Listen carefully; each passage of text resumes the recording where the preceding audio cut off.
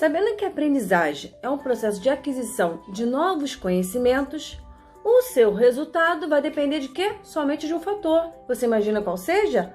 É a memória. Exatamente. Por quê?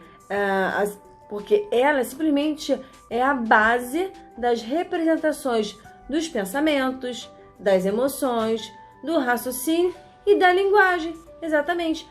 E a memória é uma das funções cognitivas que pode ser distinguida tanto de acordo com o tempo que perdura quanto ao seu conteúdo. Bom, então o tempo ele representa uma memória sensorial, ou seja, a memória é adquirida de forma visual e auditiva. E ela pode ser dividida também em curto e longo prazo. Então são 4 fatores, não é exato? A memória de curto prazo, ela serve para ter utilidade imediata. A informação ela precisa ser codificada rapidamente e ser transferida para um subsistema. Como assim?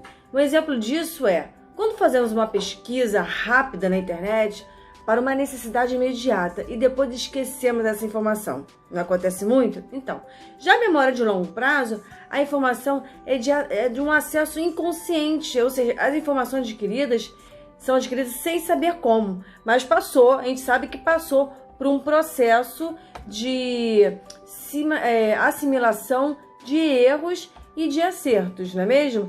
Até chegar a uma aprendizagem desejada. Então, esse processo de internalização é de forma inconsciente, sim.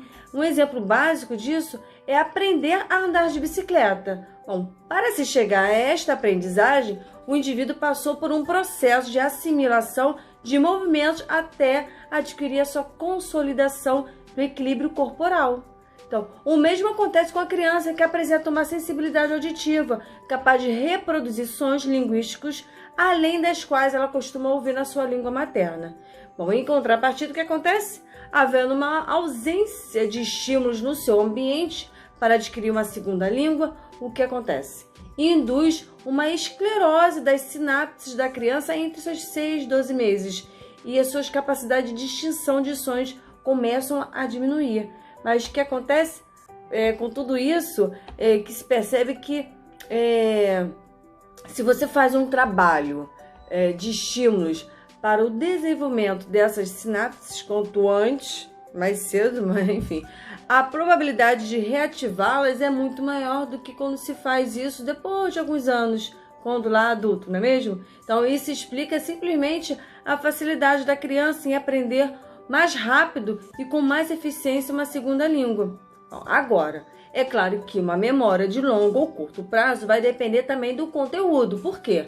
Porque o conteúdo, a princípio, precisa ser adquirido pela idade, de acordo com a idade da criança, não é? E também tem a questão de acordo com as suas necessidades, ok? Então, depois de uma avaliação diagnóstica na criança, sobre o assunto oferecido, o responsável saberá em que ponto a criança pode avançar na sua aprendizagem. Então, não adianta propor um conteúdo começando por onde eu sei, por exemplo, já que cada ser pensante tem um ponto de vista diferente, não é mesmo?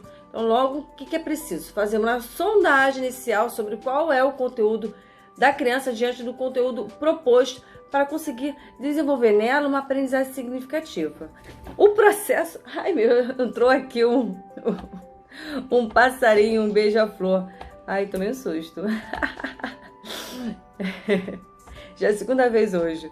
Bom, o processo de memorização realmente é bem complexo. Envolve sofisticadas reações químicas, mas nessa parte deixa as palavras para os especialistas em neuroeducação, ok?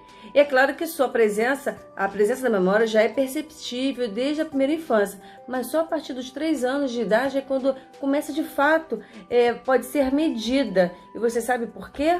Porque é a idade em que a criança começa a estruturar sua fala, codificando a linguagem verbalmente. Então, mesmo sabendo que a criança tem a facilidade de aprender, percebemos também que a sua memória se dilui muito rápido, não é mesmo? E quando não é sustentada por nenhuma solicitação. Bom, uma simplificação disso é a necessidade da criança em repetir inúmeras vezes o mesmo assunto. A necessidade de ver o mesmo filme ou desenho várias vezes, dela brincar ou representar o mesmo brinquedo em vários momentos. Então, por que esse comportamento prevalece na primeira infância? Porque é uma maneira de sustentar sua memória no período que ela ainda não tem uma comunicação verbal totalmente desenvolvida. Por isso que na primeira infância é muito frequente essa maneira de se comportar com o apoio de um objeto de sua preferência.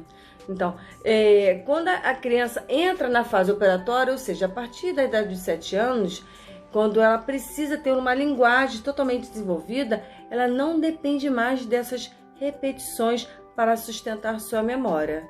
Daí, a necessidade de estímulos e reforços para a manutenção das informações e de sua consolidação para tê-las armazenadas na memória de quem aprende, não é? Do aprendiz. Então, gostou da dica? Deixa aquele comentário e te vejo amanhã. Combinado? Tchau!